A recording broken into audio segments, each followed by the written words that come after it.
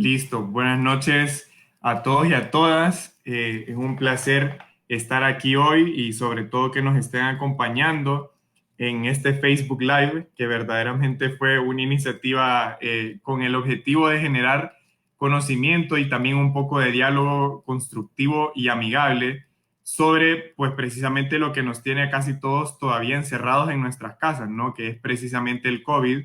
Sabemos que hay muchas personas que sí tuvieron que salir precisamente por un tema de necesidad de empleo, de generar ingresos. Y bueno, hay de todo tipo de historias durante esta pandemia eh, que cada persona pues tiene algo que contar, pero precisamente porque todos tenemos dudas y todos tenemos preguntas, yo tuve el atrevimiento de invitar a alguien que pues realmente considero que es un personaje en Twitter y que muchos de nosotros seguimos y que es precisamente el doctor Hugo Fiallos, médico intensivista que pues trabaja en el Instituto Hondureño de Seguridad Social, si no me equivoco es intensivista de guardia y también es jefe de la unidad de cuidados intensivos del Hospital Militar, ¿no? Y bueno, casi todos lo conocemos por el doctor Hugo Strange de Twitter, hondureño, así que es un placer, doctor, estar aquí con usted y que nos esté acompañando, ¿verdad? Para hablar un poco de este tema. Hola, buenas noches. No, yo francamente honrado y halagadísimo por la invitación. De verdad que les agradezco la oportunidad de poder, pues, conversar un poco, tener una plática tranquila fuera de lo que es todo el amarre y la camisa de fuerza académica, ¿no? Donde todos tenemos que estar así. Sí. Sabes que nosotros tenemos. No, eso. Yo creo que tenemos que aprender a conversar de una manera que la gente, además de hacer conciencia, obviamente, pueda estar entendiendo las razones del por qué nosotros a veces pedimos ciertas cosas que si no se explican, pues obviamente se ven ilógicas, pues. Así es, así es. Bueno, si quiere, doctor, vamos precisamente dándole inicio a esta plática. La verdad es que la primera pregunta que yo tenía para usted eh, es un poco relacionado durante los primeros meses, las fotos que circulaban y los videos en redes sociales y en conversaciones de WhatsApp era lo abarrotados que estaban los hospitales, ¿no? Se le daba mucha cobertura a eso. Obviamente había mucha conmoción, mucho temor, mucho miedo por cómo estaban los hospitales, al menos desde esa óptica que se transmitía en redes sociales y medios de comunicación.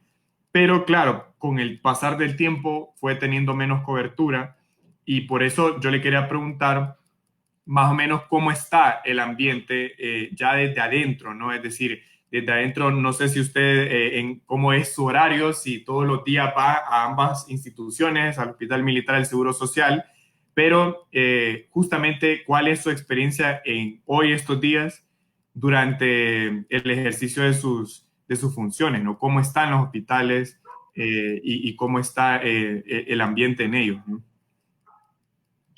Ok, bueno, yo no he dejado de trabajar excepto durante el mes de julio, creo que fue cuando tuve yo un problema de salud mental, cuando tuve un quiebre ahí emocional que estuvo muy, muy feo.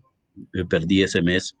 Después no he dejado de trabajar en todos estos días. Hemos estado trabajando. Yo trabajo de 7 de la mañana a 7 de la noche, de lunes a viernes. Y, y una vez por semana me quedo 24 horas. He visto pasar lo peor. Eh, He visto cómo hemos tenido personas, porque no teníamos cupo en la unidad de cuidados intensivos. He visto la transformación lenta de lo que hemos tenido en cuanto a los casos, a los manejos y a la evolución de los pacientes. Nosotros, antes de esto, nosotros teníamos una mortalidad de 30%, es decir, de 10 pacientes que entraban, usualmente 3 se nos morían y los otros 7 salían y salían bastante bien. Lamentablemente, con esto del COVID, la mortalidad se nos ha ido al 100%. Muy raro el paciente que está actualmente saliendo de la unidad de cuidados intensivos y aquellos que salen, pues obviamente están saliendo con mucha secuela respiratoria. Entonces eso no es nada halagador, no es nada bonito y es es sumamente complicado. Pero en estas últimas, ¿qué serán? 2 semanas, hemos notado que nos hemos podido dar un respiro, ¿no? La velocidad de los ingresos, la intensidad con la que los pacientes están buscando atención médica ha disminuido bastante. Mucho me temo que no sea porque está mejorando la cosa, sino porque simple y sencillamente la gente ha perdido la confianza en el sistema de salud. Esto porque en parte la gente no le gusta morir sola. A la gente le da mucho miedo morirse sola y prefieren quedarse en su casa, tomarse sus tratamientos de tecitos y de hierbita, pues ya deciden no llevarlos al hospital porque prefieren que se les muera ahí en la casa con ellos. ¿Cuál es el problema de esto? El problema de esto es el contagio que estos pacientes dan, porque obviamente contagian, ellos ya están contagiados, contagian a los familiares cercanos, estos familiares cercanos salen, contagian a sus vecinos, los vecinos salen y así tenemos que se van contagiando calles, se van contagiando barrios y de repente empezamos a ver un incremento en el número de contagios por colonias. Y esto sí es un serio problema de salud, pues. Sí, sí, y un poco relacionado con eso, es precisamente, bueno, después de casi 7, 8 meses de estar, no solo, bueno, sí, en confinamiento algunos, ya algunos otros en una reapertura, usted nos mencionó precisamente que ha continuado trabajando, entonces esa continuidad y ese contacto permanente con pacientes que, bueno, de alguna manera llegan a esa unidad de cuidados intensivos, ¿cómo ¿cómo ha evolucionado la atención del virus? Es decir, ¿qué cosas han podido aprender ustedes, los que están en esa primera línea de atención, en función de quizás mitigar un poco más los riesgos a cómo llegó la pandemia en marzo y cómo ha sido esa curva de aprendizaje, ¿no? Si ha habido alguna y qué cosas se han podido aprender en la marcha para reducir los riesgos de complicaciones en los pacientes COVID. Fíjese que le voy a contar un episodio de mi vida bien interesante. Cuando yo estudiaba medicina, eh, a mí siempre me gustó la medicina de guerra. Yo siempre quise estar trabajando en un hospital de batalla, en un hospital. En aquel entonces estaba muy de moda el conflicto armado, Bosnia-Herzegovina. Yo siempre soñaba, ¿no?, con estar en un hospital donde estuvieran los heridos y trabajando en una zona de guerra con lo que se tuviera. Jamás me imaginé que iba a estar actualmente trabajando en una zona de guerra, solo que ya no en un conflicto armado, sino que contra un bicho del cual ni siquiera sabíamos de su existencia en octubre del año pasado. Entonces, alrededor del 2015, no sé si usted, yo soy muy fan de Sabina, y Joaquín Sabina tiene una canción que se llama La del Pirata Cojo, donde él habla que a él le hubieran gustado vivir. Entonces yo en un cierto ejercicio mental dije, ¿qué otras vidas en otras épocas me hubiese gustado vivir? Y coincidentalmente yo dije, ser médico en la época de la peste. Entonces, de aquellos que andaban con un pico de pájaro y todo, ¿no? Y resulta que ahora soy médico en la época de la peste. Entonces es una cosa muy curiosa. ¿Por qué? Porque estoy viviendo la primera pandemia de los tiempos modernos, algo que yo espero que no se repita en un montón de años, y yo estoy siendo testigo de esto. Yo fui testigo desde que empezó en noviembre de casos en Wuhan, ya para diciembre yo ya estaba escribiendo acerca de ello en Twitter y estaba alertando a la gente, ¿no? Y tratando de aconsejarlas, y ahora yo releo todas esas cosas y me doy cuenta que en 6 meses hemos aprendido muchísimo. Fíjese que el COVID con todo lo que puedan decir y todo, de que ay, que mata gente y todo, es una enfermedad bien apasionante, es una enfermedad muy interesante porque es una enfermedad que se sale de todo lo que nosotros estábamos acostumbrados a vivir. El ejemplo más claro, ¿cuál es? El ejemplo más claro es que no tenemos un parámetro clínico que me pueda decir, este paciente se va a salvar. Todos estamos metidos en una enorme ruleta Ujú. donde todos sacamos premio, y unos sacan premio de que se enferman poquito y otros sacan premio de que se mueren.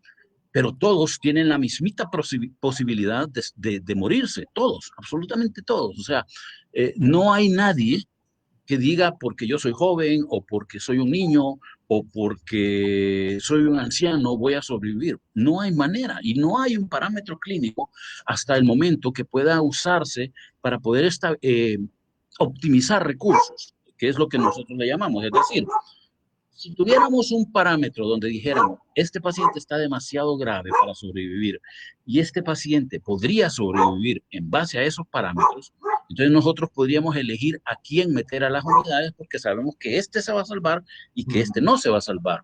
Ujú. Por lo duro que pudiera oírse, no vale la pena gastar recursos en este porque se va a morir, pero sí en este porque lo podemos salvar. No sé si me sigue la idea, Claro, pero claro. no tenemos eso con el COVID. No Ujú. tenemos eso con el COVID y entonces nos toca trabajar con lo que tenemos por orden de llegada. Entonces, ¿qué pasa? Que de repente tenemos un anciano de 80 años, la única cama que quedaba disponible. Y el siguiente paciente en llegar es un joven de 30 años con muchísimas posibilidades de sobrevivir, pero que no lo podemos atender porque no tenemos dónde. Entonces, esta casualidad, estas cosas que nos han hecho sufrir con el COVID, no lo habíamos pasado nunca, Ujú. jamás. Eso de tener que decidir quién entra, quién no entra en una unidad de cuidados intensivos, tener que rechazar a un papá, a un abuelo, a un tío, es bien difícil, bien, bien difícil. Y por otro lado, la intensidad de las muertes, ¿no? O sea, normalmente nosotros en la unidad de... Mira, yo tengo 20 años de ser intensivista. Normalmente nosotros estábamos acostumbrados a ver morir personas, obviamente hemos visto morir mucha gente, pero se morían una o dos por mes, así de muy esporádicamente, así. Pero con esto eran dos, tres, cinco pacientes diarios que se morían.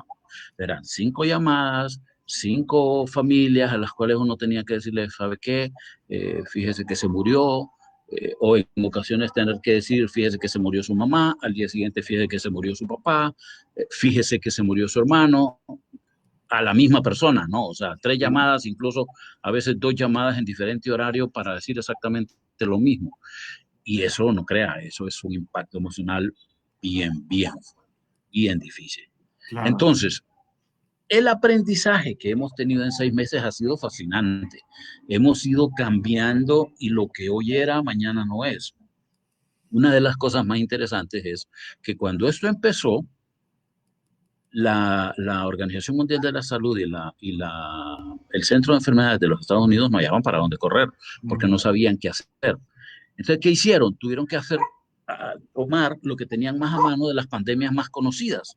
Y entonces las más recientes eran las del SARS, no sé si usted se acuerda de la gripe aviar, la gripe porcina, y Sí, ese sí, tipo de cosas que nos sí, estuvieron dando mucho miedo hace algunos años. Bueno, claro. tomaron esos manuales y los adaptaron a este nuevo virus. Por eso es que al inicio usábamos todas aquellas escafandras y toda aquella cosa, porque habían combinado el tratamiento de la influenza con el Ujú. tratamiento del ébola. El ébola es extremadamente mortal, extremadamente contagioso y teníamos que protegernos de pies a cabeza para manejar el ébola. Se utilizó todo eso y por eso usted mira que los médicos andan con escafandras, que andan con unos monos enormes, porque esos son los mecanismos de protección de barrera para la piel. Ujú. Pero a medida que ha ido avanzando el tiempo, hey, ya esto ya no necesita, ahora solamente usa una bata, siempre mantén tu mascarilla, usa doble mascarilla, eh, ya no es necesario eh, fumigar las calles, ya no es necesario fumigar las llantas de los carros, ya se demostró que el contagio exclusivo del virus es por vía respiratoria, entonces no se contagia por heridas, no se contagia por contacto con la piel, sí se contagia cuando, digamos, usted toca una superficie donde hay saliva fresca y luego se lleva las manos a la nariz o a la boca, ahí sí, por el contacto directo del virus con el tracto respiratorio. Ujú. Pero eh, ya no sabemos que no se pega en la ropa, entonces ya no es necesario aquello de dejar la ropa afuera, bañarse afuera, como hacíamos al principio, todas esas cosas ya se han ido desacreditando, ¿no? Se han ido Sí, eliminando poco a poco y hemos ido siendo más objetivos, siendo más centrados en el tratamiento, y actualmente estamos manejando los 3 pilares de tratamiento para disminuir la velocidad del contagio, no para curar, porque para curar es otra cosa, pero para disminuir la posibilidad de que usted se contagie, pues obviamente tenemos lo que estamos usando actualmente: mascarilla, distanciamiento físico y el lavado de manos exhaustivo con agua y jabón. Sí. Estoy hablando mucho, ¿va? Siento que estoy hablando mucho. No, eso es precisamente lo que, mire, eso es precisamente lo que quiero porque yo soy abogado, yo no, o sea, por eso le digo que estas conversaciones son necesarias porque uno, si quiere saber de estos temas, es mejor preguntarle a la gente que sabe. Y Ahora, fíjese que he notado algo, Robert. Mucha gente está ávida de saber. Y me sí, da tristeza ver cuánta gente necesita saber y que haya tan poca gente educándolos. Porque, pucha, ahorita es una fantástica oportunidad para mis colegas para poder salir y explicarle a la gente, ¿no? Cada uno desde sus tribunas. Todos tenemos gente que nos lee, todos tenemos gente, pero explicarle, ¿no? Ponerse a su nivel y decir, ok, venga, sentémonos, platiquemos como aleros, les voy a explicar cómo está este asunto, pero no, los médicos ya debimos hace mucho tiempo ser los principales protagonistas de este caos, y no está pasando eso. sí, pero fíjese que, bueno, precisamente lo que usted dice, también yo creo que en parte, a veces esas interacciones se pueden generar así como la de nosotros. Es decir, yo lo contacté a usted por Twitter, es decir, también yo creo que, y yo siempre me hablo y me expreso hacia los jóvenes, porque de alguna manera, bueno, claro, uno se siente identificado con eso. Uno lo que yo quisiera que más iniciativas juveniles dieran ese espacio a los médicos, porque mire, yo le comentaba antes de entrar en vivo que usualmente, y usted lo mira en sus redes sociales, me imagino, las invitaciones a webinars son usualmente solo para políticos, porque de alguna manera hemos estado muy acostumbrados a eso, no solo escuchar a los políticos, pero caemos muchas veces como ciudadanos en ese doble discurso o hipocresía que decimos, se le tiene que escuchar a los médicos, pero no generamos el espacio tampoco para hablar. Unas personas me preguntaban también, ¿y cuántos, cuánta audiencia querés tener en el live? Yo le decía, la verdad es que las personas que se conecten, o sea, las personas que se conecten van a ser las interesadas en conocer más y así se va generando ese efecto multiplicador, ¿no? O sea, el punto de esto no es generar aquel programa con aquella gran sintonía, no, sino llegar a las personas que tengan el interés, que se apropien de ese conocimiento y lo puedan ir pues replicando en sus familias. No creo que este virus esto es lo que ha hecho, es decir, una persona escucha una cosa, se la dice en su grupo familiar de WhatsApp y ahí se va replicando, ¿no? Entonces, que este tipo de ejercicios sirvan para eso, ¿no? Ahora, lo que ligado a lo que usted me había respondido ahora, que son dudas cotidianas que tiene la gente, yo le quería preguntar, porque de hecho, por ejemplo, yo tengo amigos y amigas, incluso mi mamá, que es muy minuciosa con la forma en que se protege. Ella siempre dice, bueno, hay que usar doble mascarilla, también los anteojos que le cubren a uno la cara. Yo la duda que siempre he tenido es, ok, ¿qué pasa si una persona anda doble mascarilla, sale y se encuentra con una persona que no anda mascarilla y que se le acerca y empieza a hablar? ¿Es posible que una persona agarre el virus y que entre eso por los ojos? No, no entra por los ojos, no entra por los ojos. Lo que pasa es que tenemos que poner algo bien claro. La mascarilla no evita que usted se contagie, Uh -huh. no lo evita. Ninguna mascarilla evita que usted se contagie. ¿Qué es lo que hace la mascarilla? La mascarilla disminuye la posibilidad de que usted se pueda contagiar. ¿Qué Claro. significa esto? Significa que si usted sin mascarilla y sin con otra persona que tampoco tiene mascarilla, los dos sin mascarilla tienen 100% de posibilidad de contagiarse Uh en -huh. caso de que uno de ellos esté enfermo. Si usted usa una mascarilla y la otra persona no, la posibilidad de contagio disminuye a 85%. Es decir, la mascarilla le da un 15% de seguridad. Si usted usa una doble mascarilla, pues obviamente el contagio disminuye a un 65%. Ok, Si la otra persona también usa mascarilla, entonces ya estamos hablando que la posibilidad de que los dos conversando con mascarilla se contagien en caso de que uno de los dos estuviera enfermo, disminuye por debajo del 25%. ok, Esa es la utilidad de las mascarillas. ok. Entonces, Interesante. Ujú. si a eso usted le suma el alejarse de esa persona, su probabilidad de contagiarse va a ser cero. ¿Por qué? Porque cuando yo estoy hablando, la saliva sale de mi boca y alcanza una distancia de 2 metros. Ujú. Entonces, si yo estoy a 2 metros de distancia, la saliva va a caer enfrente de mí sin llegar a tocarme, sin llegar yo a respirar Claro, esa saliva que lleva el virus. claro. Interesante. Ahora, te pregunta una de las personas que está conectada, Dinora Ramos, que qué es lo que usted hace cuando regresa a su casa de trabajar, es decir, usted ya me comentó, por ejemplo, que el virus, es decir, no se seca en la ropa, es decir, eso no está en la ropa, ¿no? Entonces que ya no es necesario hacer aquel protocolo de quitarse la ropa afuera y todo esto. Entonces, de su día a día, cuando usted llega a casa, ¿cuál es ese protocolo, entre comillas, que usted sigue ahora, que ya sabe y se descartan esas cosas que se hacían antes, ¿no? Dormir, dormir profundamente y cansado. No, la verdad es que yo llego a mi casa, entro a mi casa normalmente y lo que hago es ir a lavarme las manos. Ujú. Eso sí, es lo primero que se hace es lavarse las manos antes de entrar en contacto con el resto de la familia. Después yo abrazo a mis hijos y abrazo a mi perro y saludo a todo el mundo sin ningún problema, sin ningún problema. No, no uso mascarilla en mi casa, es el lugar más seguro donde yo puedo estar. Afortunadamente no hay nadie contagiado en mi casa. Entonces ya todo aquella parafernalia que usábamos al principio, porque al principio sí se dejaban los zapatos afuera, me cambiaba allá afuera, tenía que cambiarme de ropa para entrar, ya todo eso ya se ha confirmado que ya no es necesario y entonces pues obviamente ya ahora es tratar de llevar una vida lo más normal posible. Claro, ok, entiendo. Ahora, le voy a hacer una pregunta que incluso a mí me estuvo a punto de ocurrir. Eh, a mí me gusta mucho hacer ejercicio y yo fui a ver, no fui a ejercitarme, pero fui a ver cómo es que está funcionando un gimnasio que ya abrió nuevamente.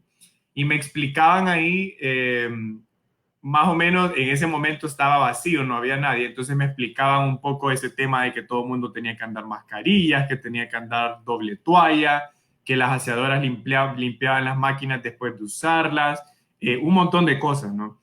Entonces, yo recuerdo que yo le pregunté a usted en Twitter que qué tan efectivo es realmente ir a un gimnasio y con esa idea de usar la mascarilla en el gimnasio, ¿no? Pero mi pregunta, aparte de eso, es enfocado en que uno mira en las redes sociales que hay personas que no usan mascarillas quirúrgicas, ni N95, ni KN95, sino que usan estas mascarillas de tela para ir al gimnasio. ¿Qué tan efectivo es eso realmente? Y aparte de eso, para que la gente comprenda un poco mejor, cuál es el riesgo de ir a ejercitarse al gimnasio con el encierro que eso conlleva, ¿no? Ok, eh, primero, aquí hay varios puntos interesantes que me gustaría aclarar. Ujú. Las mascarillas, por ejemplo. Hay varios tipos de mascarillas, pero podemos dividirlas en dos grandes grupos.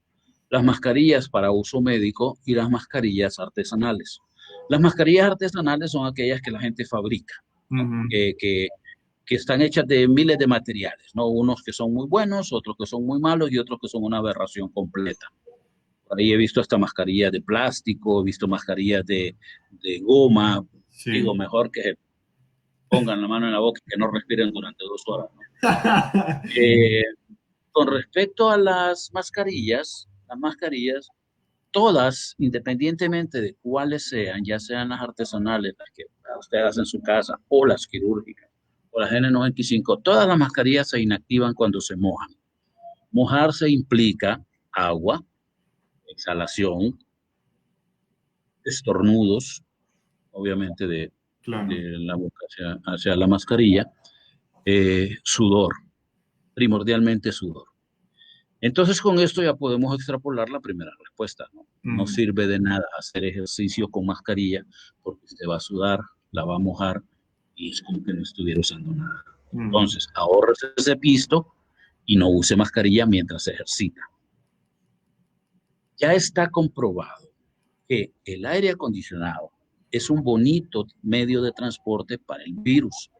Por tanto, no se recomienda estar en lugares con aire acondicionado encerrados. Se prefiere que se abran las ventanas para tener una ventilación natural. Gimnasios cerrados son un peligro. Gimnasios con aire acondicionado son un peligro. ¿Qué recomiendo yo? Vaya hacia un parque, vaya al Campo Marte, que tiene espacio más que suficiente, manténgase a 2 metros de cualquier persona y haga todo el ejercicio que usted se le salga a correr a horas en las que usted sabe que no hay gente cerca, puede correr alrededor de la cancha de su colonia si usted gusta, solo, lejos de todo el mundo, ¿sí? Sí. Y no es necesario que utilice mascarilla para hacer este tipo de actividades. Entonces, lo más recomendable para la gente que le gusta el ejercicio es precisamente el mantenerse a distancia de los demás. Es lo más seguro, es lo más lógico, es lo más sano para ellos porque ellos son altos consumidores de oxígeno. Entonces necesitan estar recibiendo altas dosis de oxígeno y si tienen a una persona cerca, la carga viral que van a inhalar va a ser muchísimo más alta. Ok, interesante. Sí, yo creo que mucha gente tenía esa duda, ¿no? Porque incluso uno miraba a gente corriendo afuera, en la calle, al aire libre, con mascarilla, ¿no? Es el mismo temor. Y uno no, es un error. Es un error salir a correr con mascarilla. Primero porque aumenta el esfuerzo respiratorio. Al aumentar el esfuerzo respiratorio, el cuerpo se oxigena mal. Entonces, ¿qué pasa? Cuando usted se oxigena mal, la célula, que es la que en realidad ocupa el oxígeno, dice, no, ve, tengo poquito oxígeno, mejor voy a utilizar otra cosa como combustible y empieza a quemar el azúcar. Al quemar el azúcar, el producto final que nosotros normalmente producimos, CO2 y agua, el producto final de la respiración de las células sin oxígeno es ácido láctico. El ácido láctico se acumula en la fibra del músculo. Y esa es la razón por la cual usted, después de una sesión extenuante de ejercicio, termina con un dolor en los músculos que no se puede ni mover.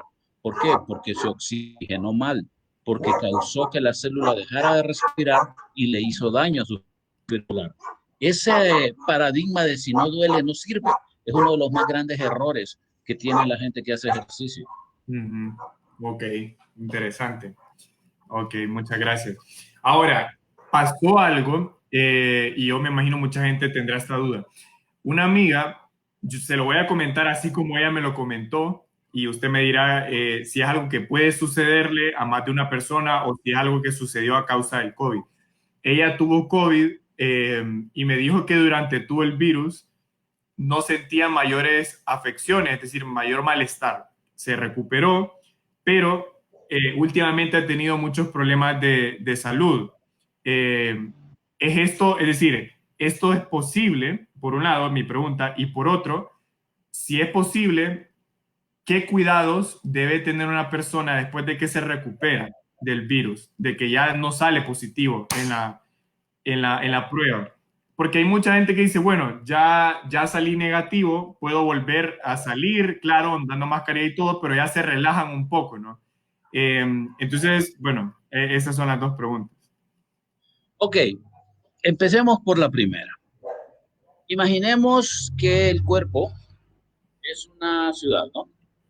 En esa ciudad hay un sistema de policía que defiende en contra de todas las agresiones que se hacen. Aunque la persona no tenga ningún síntoma, el virus es un elemento externo, es un elemento dañino, es un elemento que está haciendo daño. Llega al pulmón y empieza a causar daño en los tejidos. El virus lo que hace es que se mete a la célula y se multiplica dentro de la célula hasta que la hace estallar salen más virus que contaminan otras células y las hacen estallar, salen más virus que contaminan más células y las hacen estallar. Y en ese estallido de células van causando daño. Y ese daño a los tejidos va causando inflamación, como cuando usted se golpea y se pega un martillazo en un dedo. Ujú. Pone rojo, se inflama y duele. Pasa exactamente lo mismo en cualquier tejido del cuerpo que se inflama, especialmente los pulmones. Como el pulmón está inflamado, Ujú. está duro, entonces no capta suficiente oxígeno. Por eso la gente se ahoga, porque no capta suficiente oxígeno debido a la inflamación en el pulmón. Como los sistemas de defensa del cuerpo tienen que luchar contra ellos, pues obviamente empiezan a atacarlos. Y en esa batalla entre el virus y las células de defensa del cuerpo, pues hay mucho daño, hay muchos muertos, como en toda batalla. Los sistemas de defensa se agotan y quedan cansados. Claro. Por eso la gente después del COVID queda con muchas secuelas. Secuelas respiratorias, secuelas en el corazón, secuelas en el cerebro, queda con muchísimas secuelas. Y obviamente van a quedar con mayor propensión a enfermarse más frecuentemente de otras cosas porque su sistema defensivo ha quedado dañado. No Ujú. dañado, ha quedado débil. ¿Por Ujú. qué? Porque se ha agotado. Entonces, ¿qué es lo que se recomienda en el periodo post-COVID? Llévela con calma. Ujú. No haga ejercicio, no se exceda, no se extralimite, aliméntese bien, descanse, no se estrese, permítale a su cuerpo cicatrizar, permítale a su cuerpo regenerarse para poder enfrentar todos los desafíos que van a continuar. ¿Cuáles son las secuelas más comunes que le quedan a la gente con COVID? Número uno, cansancio fácil. Ujú. Se cansan con una facilidad increíble, no respiran bien, a veces les es muy difícil incluso hasta hablar. Dolor de cabeza es, pero hasta 2, 3 meses después van a estar teniendo dolores de cabeza. Es totalmente normal y esperable que Ujú. estén con dolores de cabeza, dolores de cuerpo, especialmente en la región del tórax, porque hay una fatiga muscular. Ujú. Los músculos están cansados, entonces duelen. Claro. Esas son las secuelas más relacionadas con el COVID que hemos logrado ver nosotros en estos 6 meses.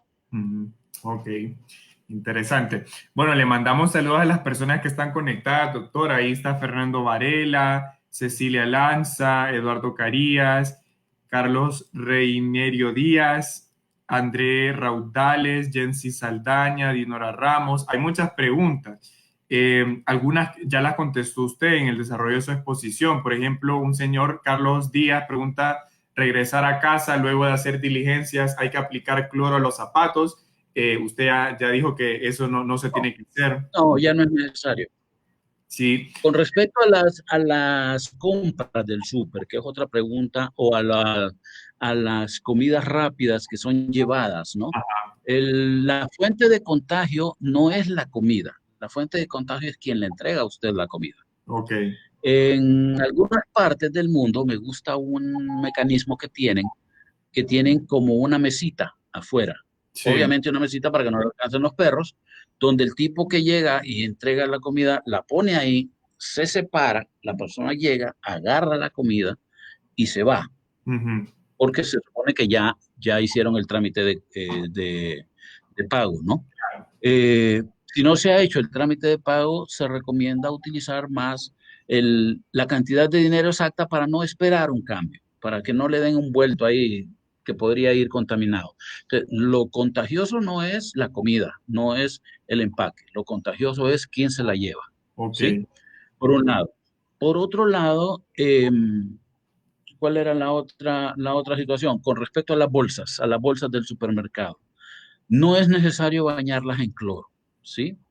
A menos, obviamente, que usted desconfíe de esas bolsas y no sepa si alguien estuvo, pues, echando la platicada encima de las bolsas o alguien que le haya estornudado encima. Me explico, si usted tiene alguna ligera sospecha, pues nunca está de más la precaución, ¿no? Pero lo que sí es ideal es lavar las frutas y las verduras, siempre en la dilución que recomiendo de agua y cloro, donde hay una parte de cloro en 9 partes de agua, es decir, un vaso de cloro en 9 vasos de agua. Ujú. Con esa mezcla, usted puede desinfectar lo que sea, superficies, lavar frutas, porque eso ya está demostrado que funciona para la eliminación de casi todos los virus, ¿no?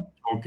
También se recomienda mojar las toallitas, las toallitas húmedas, Ujú. mojarlas en esta solución para limpiar el timón del carro, la manija de la puerta, ese tipo de cosas que pueden contaminarse con saliva fácilmente y que usted puede tocar inadvertidamente y después tocarse la cara. Si usted no se toca la cara, no pasa nada. Tenemos que tener bien claro eso. Es decir, usted puede andar las manos embarradas de moco de alguien que escupió por ahí y anda usted el gargajo verde en la mano, pero mientras no se toque la cara, no le va a pasar nada. ¿De acuerdo? Llega a su casa, se lava bien las manos con agua y jabón y no hay ningún problema. Ok, perfecto. Ahora, para repreguntando un poco la gente que está escuchando su explicación, algunas personas, por ejemplo, Nancy Menéndez pregunta, pero las verduras no absorben el cloro. Sí, lo que pasa es que esa dilución es tan pequeña que no le va a cambiar en nada el sabor a la fruta ni a la verdura. Ok. Es decir, no es una concentración tan elevada, ¿sí? O sea, no es aquella pista que usted siente como el cloro se le mete por la nariz, eh, que le va a afectar el sabor o la calidad de las frutas y las verduras, pero sí le va a servir para poderlo desinfectar. Ujú, ok. Ahora, una de las cosas, doctor, de las que un montón de gente habla, se especula mucho de eso, es el tema este de la inmunidad, ¿no? Es decir, la gente dice, bueno, ya tuve el virus, hay algunos que dicen que ya no lo vuelven a tener, otros dicen, bueno, de aquí 4 meses dura la inmunidad. ¿Qué es realmente lo que saben ustedes, médicos que han estado, pues, conociendo el virus, tratando a los pacientes sobre el tema de esa inmunidad? ¿Es un poco el tiempo y, bueno, más que todo lo que han aprendido de eso, ¿no?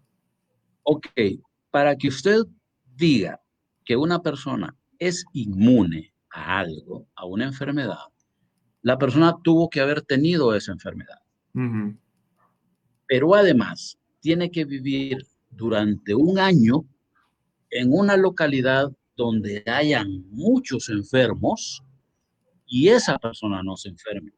O sea que para poder decir que usted tiene inmunidad, debe pasar un año sin enfermarse. ujú, La enfermedad solamente tiene 9 meses.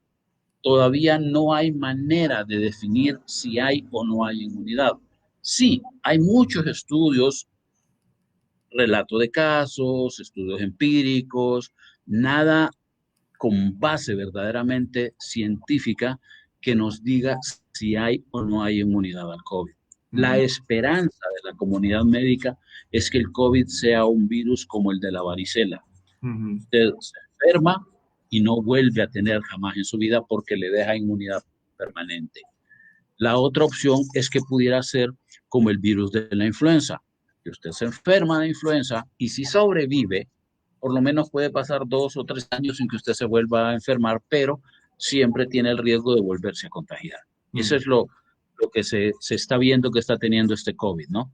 Claro. Y lo ideal, perdón, el peor de los escenarios es que el pinche virus COVID se convierta en un virus de la gripe, Ujú, donde todos los años está cambiando, donde ujú, todos los años está haciendo una nueva cepa y todos nos estemos volviendo a enfermar.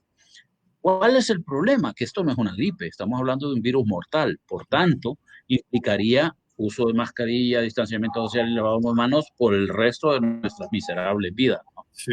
Cosa que obviamente nadie quiere, Ujú, nadie quiere. Ese es el peor de los escenarios, que yo honestamente le digo, yo espero que no exista, yo espero que en algún momento se aclare la situación con esto de los recontagios, que es otra cosa que está poniendo muy de moda, en las cuales yo honestamente le digo, yo no creo, pero porque yo no quiero creer que nos va a llevar putas a todos. O sea, eso sería estar extremadamente jodidos Sí. si el pinche virus decide cambiar en menos de 9 meses, Sí. decide cambiar de forma y no nos da chance de nada. ¿Por qué? ¿Por qué sería tan grave que se confirmara recontagio? Porque no sirve de nada una vacuna, porque obviamente te puedes contagiar aunque te vacunes, porque te van a vacunar contra la cepa A, pero Ajá. existe una cepa B, una cepa C y una cepa D. Entonces digo, ¿de qué te sirve ponerte una cosa contra una cosa si las otras tres te van a contagiar igual? No vale Claro. la pena. Ujú. Primero. Segundo, los niños no podrían volver a salir a la calle porque su sistema inmune no está formado todavía, porque está muy débil. Los ancianos tendrían que tener casa por cárcel, porque Ujú. el sistema inmune de los ancianos está abolido totalmente.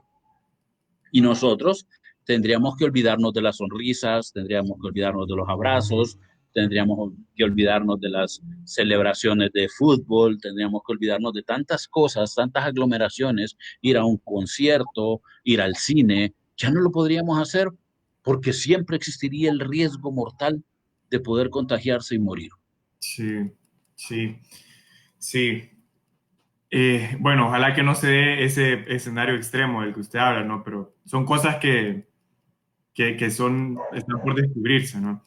Ahora, Bella Dávila dice, doctor, después de contagio del virus, una de las secuelas es la caída del pelo. ¿Qué se puede tomar? Nada, el pelo se cae, bueno, normalmente todos perdemos pelo, ¿no? Todos perdemos pelo debido a la misma evolución natural del cabello. Lo que es importante es que hay dos tipos de caída. Una en el cual el pelo se cae sin raíz y otra en el cual el pelo se cae con la raíz. Cuando se cae sin la raíz, el pelo vuelve a crecer. Y Ujú. es esa gente que pierde mucho pelo, que parece gato, que anda dejando lleno de pelo por todos lados, pero siempre tienen mucho pelo. Y el otro es la calvicie. Ujú. Sí, en el cual lo único que evita la caída del cabello es el sueldo, nada más. Pero el estrés provoca caída del cabello. Y acuérdese que cuando usted se enferma, especialmente de una enfermedad tan agresiva como es el COVID, todo su cuerpo entra en un estado de estrés alto, Ujú. metabólicamente, emocionalmente, médicamente, es un estrés increíble. Entonces, obviamente va a quedar por lo menos 1 o 2 meses perdiendo cabello, pero no es una pérdida permanente, sino que después eso se va regenerando. Ok. Ahora, usted mencionó hace poco que el sistema inmune de los niños no se ha terminado, está en evolución, no en desarrollo. Una persona pregunta, Edwin Pérez, ¿qué procedimiento recomienda a la hora de llevar a niños a vacunar? Hablando de niños menores de 1 año. Esos bebés, lo único que hay que hacer con ellos es protegerlos de tal forma que no se acerquen a nadie, es decir, mantenerlos a distancia. No pueden usar mascarilla. Todo niño menor, todo niño menor de 3 años no puede usar mascarilla porque la vía aérea de los pequeñitos es muy chica. Entonces se tapa con mucha facilidad, hacen mucho esfuerzo respiratorio y eso los puede agotar. El bebé tiene que estar distante y lejos de todo. Si es un bebé, hay que llevarlo en una canastita. Cualquier canasta sirve, hasta la que sirve para llevar ahí la comida, ¿no? Eh, cubierto, cubierto con una mantita, como hacen algunas personas en ciertos lugares, ¿no? Que lo llevan como canastitas del súper. Es Sí, lo más ideal para los bebés. Obviamente, hay que considerar dónde lo va a vacunar, por ejemplo. Obviamente no lo va a ir a meter a un lugar donde sea un lugar que se sabe que hay muchísimo COVID. Hay muchos centros de salud y en todos los centros de salud aplican vacunas. Vea antes de llevar a su bebé, vaya usted, revise en el lugar cómo se manejan, si hay mucha montonazón, si los médicos y las enfermeras están conscientes de lo que están haciendo y mantienen la distancia. ¿Me explico? Digo, claro, acuérdese que lo que va a llevar es lo más valioso que usted tiene en la vida, pues. Entonces, para llevar algo muy valioso, toda obra de arte siempre se tiene que ir antes para ver las condiciones del lugar donde la van a poner. claro. Entonces, si es su bebé, pues yo voy primero y reviso y veo y certifico, ¿no? Si en realidad me lo van a atender. ¿Cuál es el lugar ideal? El lugar ideal es donde usted le digan, véngase a las 9 y solo va a estar usted a las 9. Eso es lo ideal. Así se debería estar trabajando. ok, hoy solo vamos a vacunar 50 niños. Les vamos a dar media hora cada uno, de tal hora a tal hora, Ujú. y ser puntuales. Ese es lo ideal en un centro de salud. Pero, ¿qué pasa? Que usted llega y ve que hay amontonazón, ¿no? Y Sí, Nicos llorando, y perros que pasan por en medio de las piernas, y un montón de gente ahí haciendo fila. Entonces, ese tipo de caos es el peligroso. sí. Sí, ahora, un escenario que yo lo vi en redes sociales mucho, que la gente hablaba de eso, y de hecho una de mis hermanas me comentó que supuestamente a una amiga de ella le ocurrió, es que es posible, doctor, que una persona, por ejemplo, sale positivo en una prueba PCR, se confina, se protege, se encierra, recibe tratamiento y todo, y sigue saliendo positiva por un periodo de tiempo extendido. ¿Eso por qué se da? Y me imagino yo que obviamente dependería del organismo de cada persona, pero con base a eso entonces no habría un estándar en el que la gente dice, bueno, salí positivo hoy y fijo en 10 días o 15 salgo negativo. ¿Se da cuenta por qué le digo que el virus es totalmente interesante? No hay un periodo de tiempo para que se negativice la PCR. Uh -huh. De hecho, el periodo más largo que se ha demostrado ahorita de positividad en cuanto al hisopado han sido hasta 60 días en que la gente le hacen hisopado y sigue saliendo positivo. ¿Cuál es la diferencia? Ok, la PCR detecta el virus. Dice este jodido. Lo que no detecta la PCR es si el virus está vivo o no, porque para eso se necesita otra cosa. Ok. Entonces, no es lo mismo encontrar un asesino que encontrar el cadáver de ese asesino. Y eso es lo que hace la PCR. La PCR le dice, no, ¿sabes qué? Aquí tienes el virus, pero tu virus ya está muerto, porque el virus después de 3 semanas ya no tiene viabilidad, porque el cuerpo ya lo ha detenido. El cuerpo ya, sus defensas. Obviamente estoy hablando de una persona que no está hospitalizada y que no está en cuidados intensivos. Estoy hablando de Claro. una persona que anda en la calle normal, de lo más contento ahí, contagiando a todo el mundo.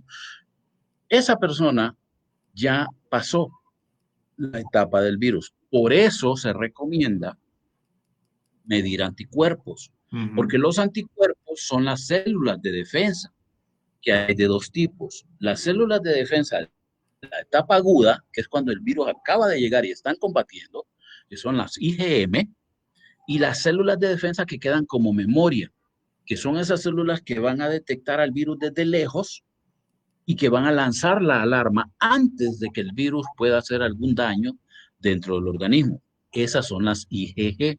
Uh -huh. Entonces, si usted tiene IgM negativo y tiene IgG positivo, eso es lo ideal, porque significa ya se expuso al virus, ya desarrolló memoria y ahora está en la fase de memoria prolongada. Es decir, ya pasó lo peor. Ok. Perfecto. Bueno, sí, yo creo que esa va a ser información muy útil para todos porque, mire, bueno, yo la verdad es que uno ha estado pendiente de las noticias. Tengo dos hermanas que son médicos en servicio social, entonces uno trata de aprender de ellas también, pero uno escucha, ¿no? En los medios que se habla de la prueba rápida, la prueba de antígeno, la PCR y un montón de gente dice, bueno, y creo que usted también lo hablaba en otro de los lives que tenía. Hay personas que pueden salir negativas en las pruebas rápidas y también en las antígenos, pero positivas en la PCR también, ¿no? Exacto. ¿Cuál es la diferencia? La diferencia es qué busca cada una de esas pruebas, Uh -huh. ¿sí?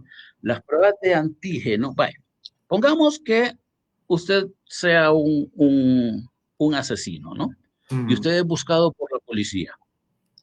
La policía tiene tres maneras de poderlo encontrar. Número uno, que lo atrapen infraganti, ¿sí?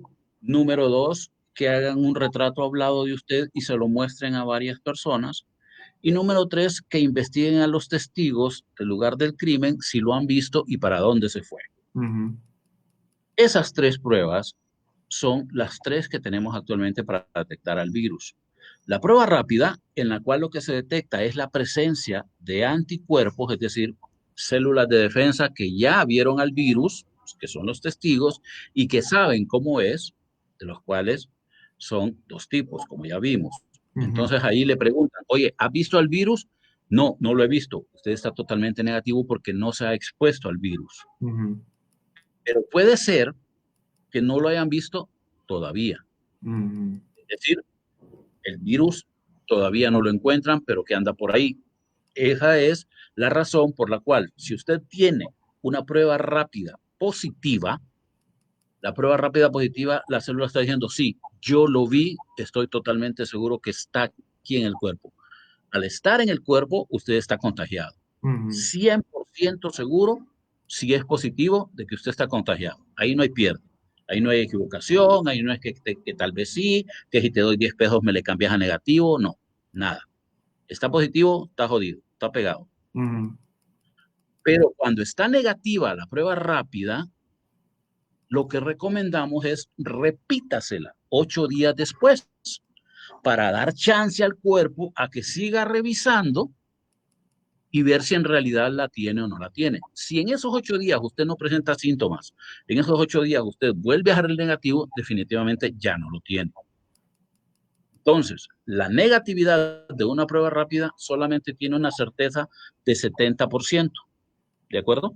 ok. Eso significa que es mejor repetirla porque el cuerpo está así como, no lo he visto, pero tal vez se me fue por alto, que yo me fui a echar un café y no vi si pasó o no.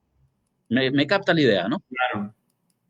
Las pruebas de antígeno lo que buscan son características específicas del virus, no al virus en tal, sino Ujú, que dicen, ok, tiene una cicatriz en la cara. Entonces empiezan a buscar bichos con cicatrices en la cara, por decir un ejemplo, ¿no? Busca alguna parte específica de ese virus. Si lo encuentran, obviamente saben que ese pertenece a ese virus ujú, y no hay duda, está usted contagiado. Si no lo encuentran, entonces saben perfectamente que el virus no está. Porque no, pues no hay nadie con las características físicas. Y esa es la ventaja que tienen las pruebas de los antígenos sobre la PCR, que la PCR se tarda mucho, ¿sí? ujú. Y estas son más rápidas, son más accesibles y se puede hacer a la mayoría de las personas. Ok. Por eso tienen una gran popularidad las pruebas de antígeno. ¿Cuál es el problema? Que su primo se parece con usted. Y puede ser que su primo también tenga una cicatriz en la cara. Entonces, si usted tiene una influenza, por ejemplo, que también es primo del COVID, va a dar positivo. Y lo van a identificar como si usted tiene COVID cuando en realidad lo que tiene es influenza. Ujú, ¿Cuál es el problema? El tratamiento es totalmente diferente. ujú. No es lo mismo manejar un COVID a manejar una influenza, aunque los dos sean coronavirus. Entonces, cuando usted tiene un antígeno positivo que dice, sí, este está, recomendamos confirmarlo con la PCR porque la PCR sí identifica el virus. Ujú, ¿Ya? sí, Entonces, de esa manera, si yo tengo una PCR, digo, ok, si es el virus, si es coronavirus, manejémoslo como tal. ujú, Si sale claro, negativo, pues ya sabemos que es otro tipo de bicho. sí, Con la PCR, como ya les he dicho, identificamos exactamente el virus, ¿no? Este es, porque este es, y aquí está, y yo lo estoy viendo, y punto. Pero es lenta, se tarda 6 horas, 8 horas en procesarlo y 12 horas en entregar un resultado en lugares donde hay verdadera medicina. Aquí en Honduras se tardan 6 meses y a veces se pierden, otras veces se desechan y usted sí, ni cuenta de si lo tuvo o no lo tuvo. sí, Así que esa es la diferencia entre las tres pruebas. Cada una de ellas tiene su utilidad.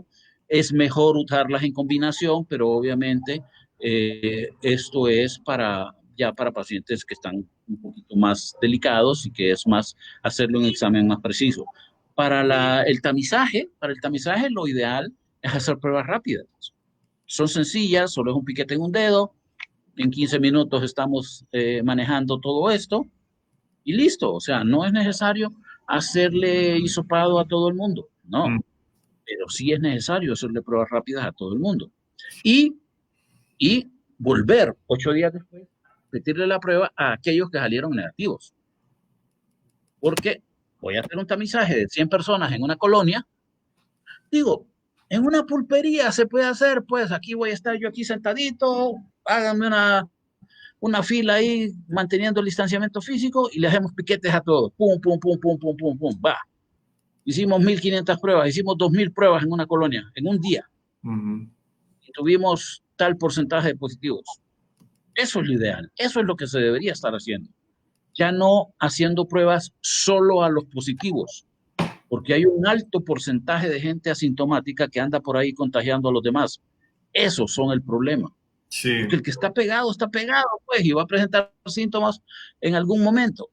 sí. Ahora, con eso que usted acaba de mencionar, ya para ir cerrando, ok, cuando una persona es asintomática y póngale que hay alguien dice, bueno, yo no siento nada, probablemente se expuso algunos días, pero dice, yo no siento nada, no creo que tenga el virus.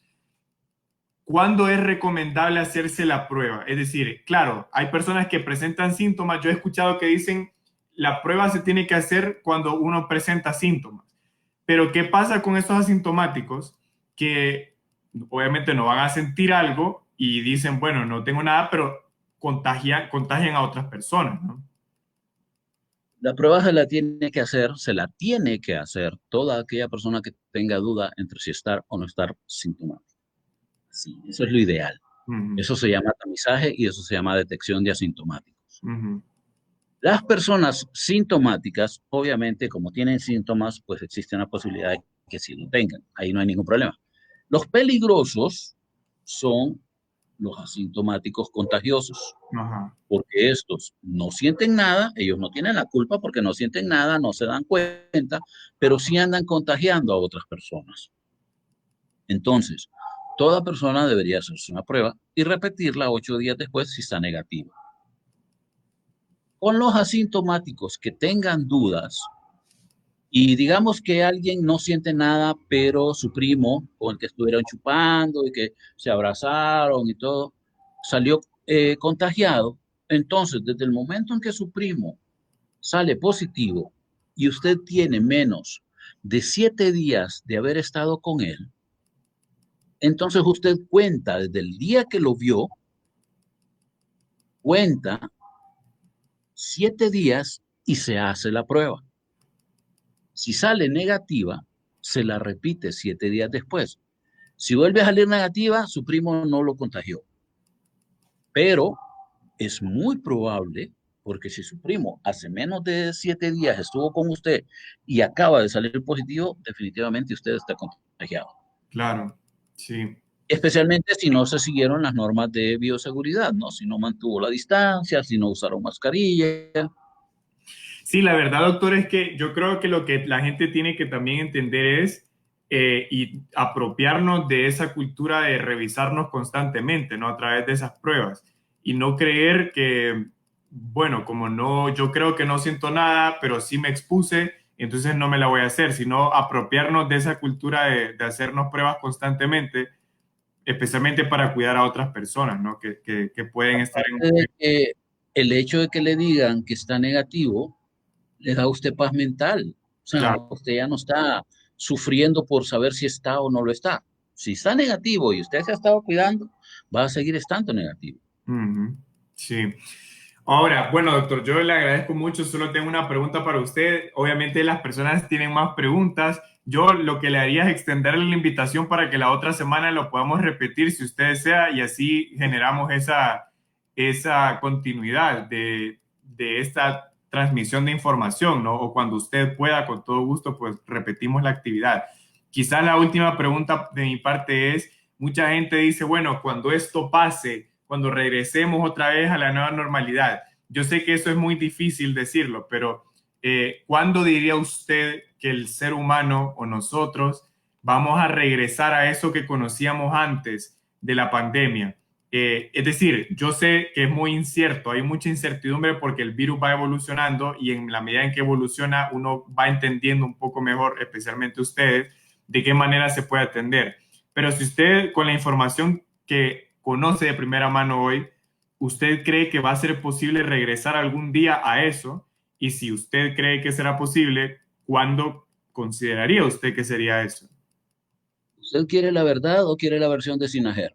Em, la verdad, hay que conocer la Ok, verdad que duela. la verdad es que nunca. Ujú. Lamentablemente nosotros no vamos a volver a la vida que teníamos en noviembre del año pasado. Eso se terminó, ese mundo ya desapareció porque el virus no va a desaparecer. El virus va a estar con nosotros por el resto de lo que nos queda de vida. ¿Qué es lo que va a pasar? Va a pasar es que se va a ralentizar, se va a enlentecer, se va a enlentecer el contagio porque cada vez se va a ir contagiando más gente y cada vez el virus va a tener menos posibilidades de poderse multiplicar. Entonces, lo que va a pasar es que vamos a tener que ser más precavidos con respecto a nuestra vida. ¿Sí? El ejemplo más claro lo tenemos con el dengue. El dengue ahí está, el dengue sigue y sigue matando, pero ya nadie le hace caso, ya Ujú. nadie se espanta cuando la gente es enferma de dengue. Va a pasar lo mismo con el coronavirus. ¿Cuándo vamos a retornar a nuestras actividades habituales con todos los cambios que esto lleva? Yo calculo que para octubre del otro año podremos volver nosotros a retomar. ¿Por qué hasta en octubre? Porque nos falta el pico de Navidad, nos falta el pico de Semana Santa y nos falta el pico de septiembre del otro año, perdón, de Semana Santa del otro año, porque la gente va a seguir igual de bayunca, va a seguir saliendo, se va a seguir contagiando, va a seguir contagiando más gente y entonces vamos a estar en esas altas y bajas durante ese periodo hasta más o menos octubre del otro año. Ujú. Ok, bueno, ya para que la gente sepa un poco, porque la gente siempre dice eso, ¿no? Yo creo que es también como la esperanza que tiene el ser humano, ¿no? Y Bueno, es normal que la gente tenga esa expectativa, ¿no? De regresar a eso. también, y esto sí quiero dejarlo bien claro, y es tal vez el consejo que yo podría darle a la gente que me está viendo. Es totalmente normal tener miedo. Claro. Es totalmente normal estar angustiado, tener insomnio, estar con ansiedad. En este momento las enfermedades mentales se han disparado muchísimo. Hay conductas obsesivas compulsivas, hay manías, hay ansiedad, hay depresión, hay alteraciones en la psiquis, ¿no? Precisamente por el estado de estrés en el que nos hemos mantenido. Por eso yo soy partidario de que siempre se los digo, tómense un día libre de celular, un día libre de noticias, un día libre de estar viendo este caos, ¿no? Tómense un día para tomar el sol, para disfrutar lo que se tiene, para agradecer por estar vivos, para darse cuenta de todo lo bueno que uno tiene en su vida y que a veces por ser tan cotidiano y que lo tenemos todos los días, lo pasamos por alto. Es normal tener miedo, lo que no es normal es que ese miedo se convierta en pánico. No dejen que el miedo los inmovilice. Mucha gente ha criticado a Donald Trump porque él dijo, no dejen que el miedo les gane. Y yo lo interpreté así, es decir, el miedo es lo que nos ha mantenido vivos como seres humanos. El miedo es lo que nos hizo construir casas porque teníamos miedo de la lluvia, nos hizo descubrir el fuego porque teníamos miedo de la oscuridad, ¿sí? Nos hizo desarrollar lanzas porque le teníamos miedo al tigre de dientes de sable que se merendaba dos que tres cazadores cada vez que íbamos por ellos. Entonces, el miedo nos ha hecho avanzar, nos ha hecho protegernos, pero el pánico es lo que nos inmoviliza y eso es lo que no podemos permitir. Ujú. Sí, de acuerdo. Bueno, doctor, yo le agradezco mucho. Créame que ha sido una práctica muy entretenida y constructiva. He aprendido mucho y yo sé que la gente que nos ha visto también. Yo le digo, yo valoro mucho la profesión de ustedes porque tengo dos hermanas, como le dije, que son médicos en servicio social. Eh, Son un año mayor que yo y uno mira las dificultades de la carrera, pero también el compromiso que tienen las personas que lo estudian, ¿no? Y yo sé que no es nada fácil. Entonces, eso yo lo admiro mucho. Le agradezco mucho que haya aceptado la invitación. Quizás podemos hacer este ejercicio una vez al mes o en la medida que usted pueda para seguir informando a la gente y bueno, yo le agradezco mucho. No sé si usted tiene algunas palabras de despedida para la gente que nos está viendo. Pues la verdad es que primero agradecerle a usted, ¿no? Primero por considerar mi opinión. La verdad no me considero tan importante como para que alguien diga, hey, yo quiero escuchar a este fulano. Honestamente se lo digo, no me considero así de importante. Siento que soy un tipo totalmente normal. Lo único que hago es hablar de mi experiencia, tratar de aconsejar en base a los conocimientos que he adquirido. Pero obviamente yo no soy el dueño de la verdad, yo no soy Dios. Me parezco a veces, pero no, no lo soy. Y honestamente le digo muchísimas gracias. A los que me están viendo, que no tengo ni idea de quiénes son, ni dónde están, ni nada, solo me queda agradecerles, de verdad, muchísimas gracias. Estoy sumamente agradecido con ustedes por confiar en mí, por escucharme, por leerme. Eh, Gracias a ustedes es que yo estoy aquí, porque obviamente si ustedes no me leyeran, pues nadie sabría de mi existencia. Yo sería mucho más feliz porque estaría en el anonimato, pero ya que me han sacado a la luz pública, pues ya ni modo, me toca apechugar con esto. Eh, no me interesa, no me interesa el reconocimiento, sí me interesa que se cuiden. Con una persona que yo sepa que le he salvado la vida a través de mis consejos y a Ujú. través de todo lo que yo he dicho, con eso yo me siento satisfecho. Hay mucha gente que, obviamente, como en todo, ¿no? Mucha gente está de acuerdo, mucha gente no está de acuerdo, pero esas son cosas que uno tiene que esperar, uno tiene que saber que no siempre todo el mundo, es más, me preocuparía si todo el mundo estuviera de acuerdo conmigo. Mm. Eh, pero, ¿qué les digo? Lo que siempre he venido diciéndoles, por favor, cuídense, quédense en su casa, en serio, no es necesario andar en la calle haciendo nada. Si tienen que salir, usen su mascarilla permanentemente, por favor, no se la quiten ni para tomar fresco, ni para comer. Mire, se necesitan 3 segundos para que usted se contagie. 3 segundos, que es lo que le tarda a usted respirar para poder contagiarse. Es sumamente contagioso, el virus es extremadamente contagioso, es muy fácil contagiarse, un error, usted se saca un moco y ya se contagió. Entonces, cuídense, lávense las manos, mantengan el distanciamiento social. Siempre se los he dicho, piensen que todo el mundo que está a su alrededor tiene piojos, o mejor aún, dependiendo de la imaginación, imagínense que todo el mundo está lleno de mierda y manténganse a distancia de ellos, manténganse alejados de todo, porque de esa manera ustedes van a disminuir las posibilidades de enfermarse. Y no solo disminuyen las enfermedades, la posibilidad de enfermarse, disminuyen la posibilidad de ir y contagiar a alguien que les importa, Mm. sea un abuelo, sea su mamá, sea su papá, sean sus hijos. Tal vez usted no se va a enfermar, pero sí puede contagiar a alguien a quien usted quiere. Y ese cargo de conciencia no se lo va a quitar nadie. Mm. Entonces, sean sensatos, cuídense, que tengan una muy bonita noche, descansen. De nuevo, muchísimas gracias. Y sí, de hecho, sí me gustaría muchísimo repetirlo. Lo único es que lamentablemente este tipo de noches así, donde yo estoy de lo más tranquilo, echándome mi cerveza y todo, son muy raras, Claro. pero con muchísimo gusto, si puedo, yo estaré con usted cada vez que yo pueda. Solo es cuestión de que me invite siempre y cuando no le aburra. Siento que hablo demasiado, si hablo demasiado, solo díganmelo. No, no. Y a la orden. Muchas gracias. Claro que sí, lo repetiremos. Muchas gracias, doctor, y buenas noches a todos los que nos están viendo también. Bueno, Hasta luego. buenas noches, cuídese. Listo.